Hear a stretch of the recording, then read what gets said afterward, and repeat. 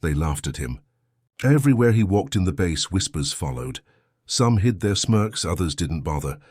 The scar running across his face made him look different, broken to their eyes. Recruits mocked him behind his back, calling him half-man.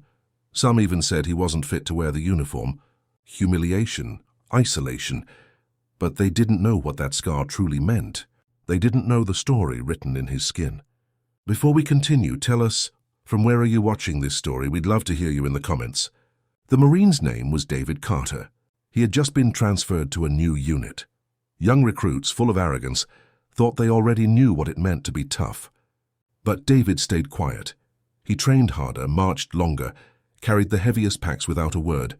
Still, the scar overshadowed everything. At the mess hall, voices dropped when he entered. At drills, laughter echoed after he passed. To them, the scar was weakness. To him, it was something else entirely. One afternoon during inspection, the commander called the platoon to attention. Ranks straightened, boots slammed the ground, but the whispers did not stop. Someone muttered loud enough for all to hear, "Why's the old Scarface even here? He should have been discharged." The line broke into muffled chuckles. David stood frozen, staring straight ahead, silence as his shield. But the commander's sharp eyes had caught it all. And in that instant, the air changed. The commander stepped forward. "Marine," he said, voice like iron. He pointed directly at David. The crowd thought it was over. They thought he would finally be dismissed, shamed in front of everyone. Instead, the commander asked one question. "Carter, tell them where that scar came from." For the first time, David's voice broke the silence. "Fallujah. I pulled a brother out of a burning Humvee. An RPG hit the side, shrapnel tore through me, but I dragged him out before the fire reached the ammo." The recruits fell silent. No laughter, no whispers, only the weight of truth settling heavy on their shoulders.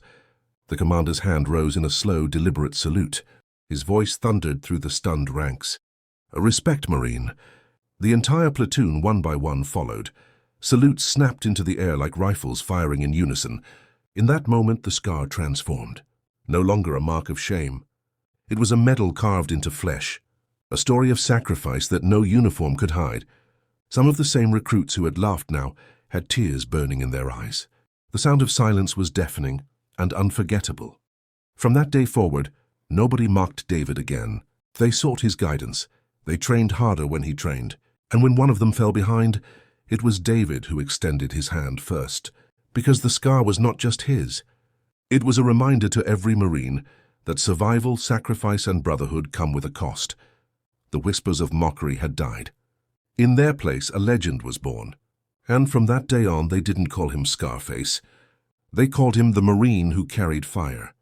If this story touched you, share your thoughts below. And subscribe for more powerful stories of sacrifice, honor, and the unbreakable human spirit.